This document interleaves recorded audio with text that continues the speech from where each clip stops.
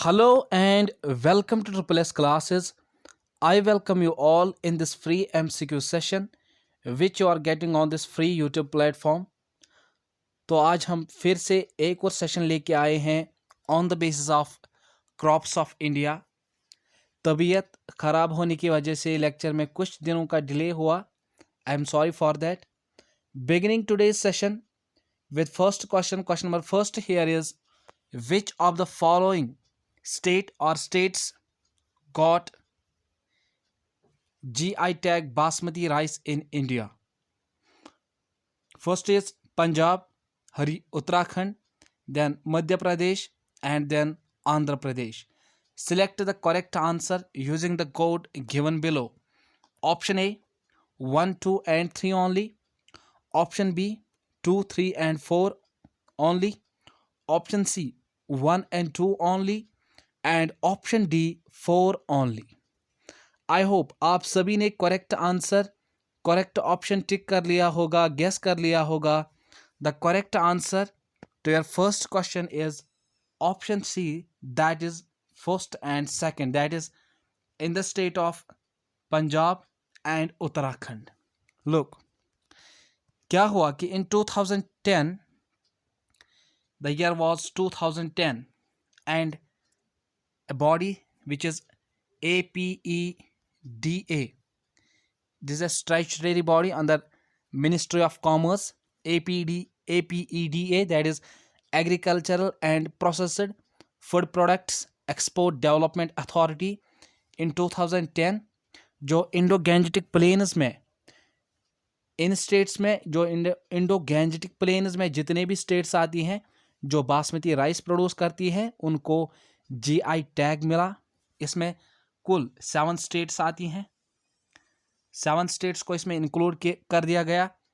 The states are Himachal Pradesh, JNK, Punjab, Haryana, Uttarakhand, UK, west Bengal, western UP.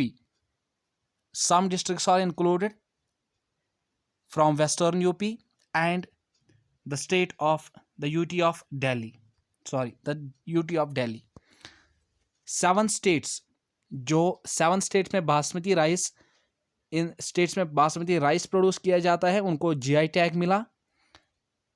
7 states में आती हैं Himachal Pradesh, JNK, Punjab, Haryana, Uttarakhand, Delhi and western UP.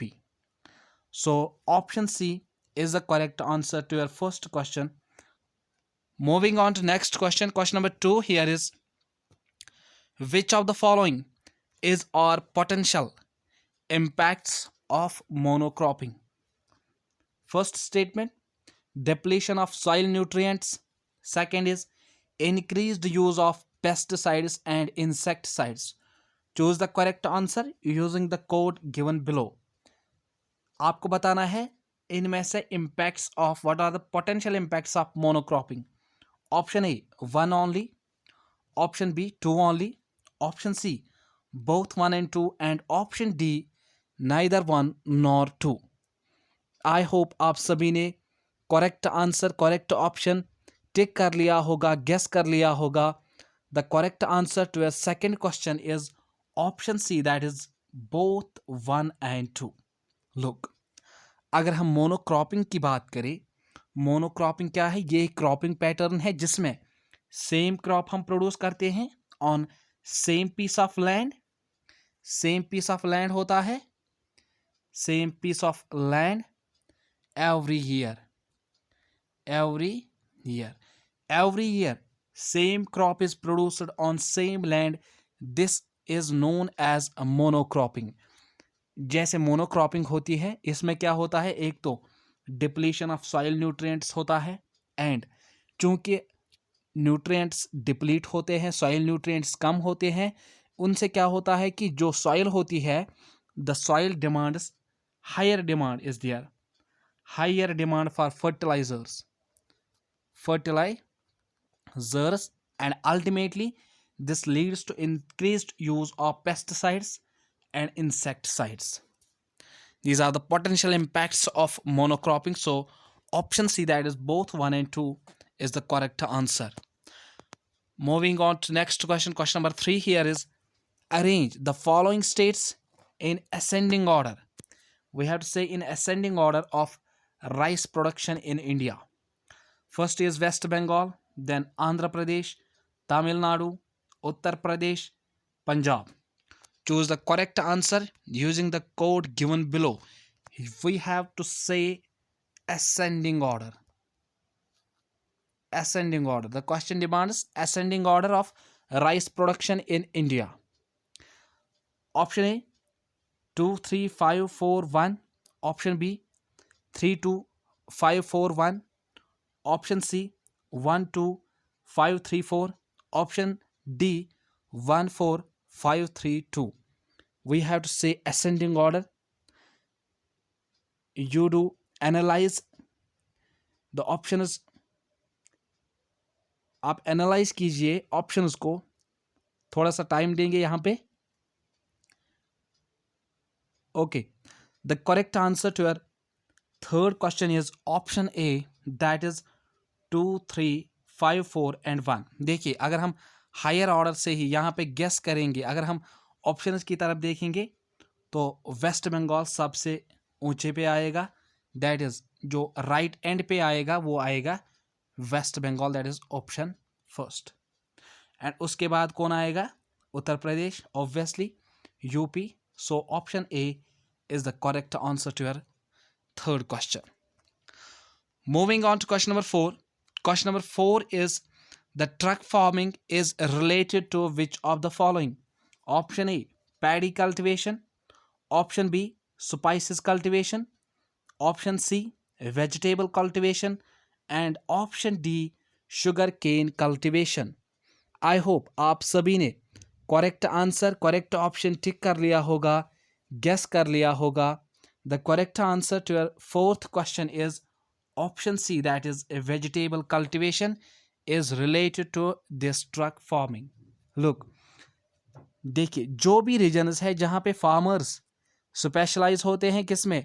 Only in vegetables. जहाँ पे सिर्फ फार्मर्स वेजिटेबल्स कल्टिवेट करते हैं, जहाँ पे वेजिटेबल्स की कल्टिवेशन होती है, इस फार्मिंग को, इस this type of farming is known as truck farming. This is known as truck farming, right. इसमें क्या होता है?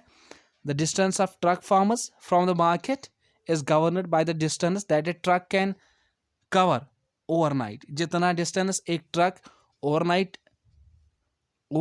ट्रैवल कर सकता है, उतना ही from the farm to the market, उतनी ही डिस्टेंस रखी जाती है. This vegetable farm to market, जहाँ पे इसकी सेल की जा सके. Because vegetables are highly perishable, इनको हम ज़्यादा देर नहीं रख सकते. एंड ओवरनाइट जितना डिस्टेंस ट्रैवल कर सकता है एक ट्रक, उतना ही डिस्टेंस रखा जाता है. That is why this is known as truck farming. Overnight जितना डिस्टेंस एक ट्रक कवर कर सकता है. आई होप आप सभी को समझ आ गया होगा. Answer is C, vegetable cultivation is related to truck farming. Moving on to question number 5. Question number 5 here is, which of the following is or the examples of vertical farming? The term is vertical farming. First is hydroponics, then aquaponics, then aeroponics. Choose the correct answer using the code given below. Option A, 1 and 2 only. Option B, 2 only, that is only aquaponics. Option C, 2 and 3 only. And option D, all of these are examples of vertical farming. You have to guess the correct answer. You have to take the correct answer. I hope आप सभी ने correct answer, correct option tick कर लिया होगा, guess कर लिया होगा. The correct answer to your fifth question is option D, that is all of these are examples of vertical farming. Hydroponics, aquaponics, aeroponics, these are the examples of vertical farming. अगर हम vertical farming की बात करें, vertical farming में क्या होता है? The crops are grown indoors हम क्रॉप्स को कल्टीवेट करते हैं अंडर आर्टिफिशियल कंडीशंस, जिसमें हम लाइट को भी आर्टिफिशियली कंट्रोल करते हैं एंड टेम्परेचर भी हम आर्टिफिशियली मेंटेन करते हैं, एंड इन्हीं आर्टिफिशियल कंडीशंस में हम इंडोर्स में हम क्रॉप्स को ग्रो करते हैं. This is vertical farming. Examples अगर हम लेंगे, for example लेट्यूसेस,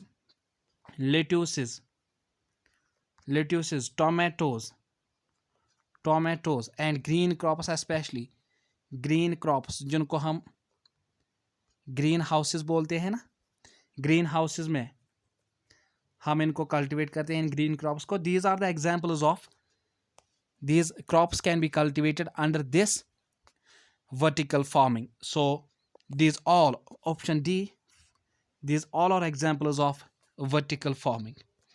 Moving on to question number 6. Question number 6 here is, which country is called the bread basket of world? Option A, China. Option B, Ukraine. Option C, India. And option D, Brazil. I hope आप सभी ने correct option tick कर लिया होगा, guess कर लिया होगा. Look, this is the typical question, and may be JKSSB के जितने भी एग्जाम्स होते हैं आपने देखा ही होगा, ऐसे ही टिपिकल क्वेश्चंस पूछे जा चुके हैं. And the correct answer to this question is option B, that is Ukraine. This is known as bread basket of world. Moving on to question number 7. Question number 7 here is, where is India's first agriculture export facilitation center located? Option A, Chennai. Option B, Gujarat. Option C, Maharashtra. And option D, Punjab. I hope आप सभी ने correct answer, correct option tick कर लिया होगा, guess कर लिया होगा. The correct answer to this question is option C, that is in the state of Maharashtra. Pune एक शहर है महाराष्ट्र में, एक सिटी है महाराष्ट्र की. एंड इन पुणे जो वहाँ पे पुणे में नाबार्ड एंड इनके साथ कोलैबोरेशन था. जो पुणे का ministry of chamber commerce, industries and agriculture जो वहाँ पे है, जो महाराष्ट्र में Maratha chamber of commerce, industry and agriculture and NABARD, इनके कोलैबोरेशन से ये इसको लॉन्च किया गया है रिसेंटली. एंड इसका एम यही था कि हम एड करेंगे इन boosting the agricultural and food exports of Maharashtra के स्टेट में. हम इसको फूड प्रोसेसिंग, फूड एक्सपोर्ट्स को हम बूस्ट करेंगे.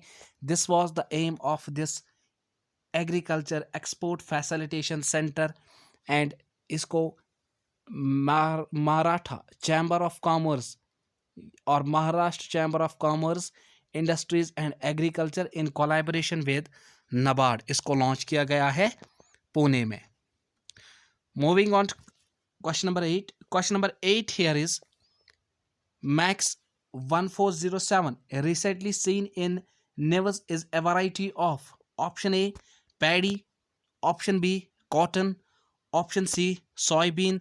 And option D, jute. I hope आप सभी ने correct option, correct answer tick कर लिया होगा, गेस कर लिया होगा. The correct answer to your 8th question is option C, that is soybean. This Max 1407 is a variety. This has been recently developed by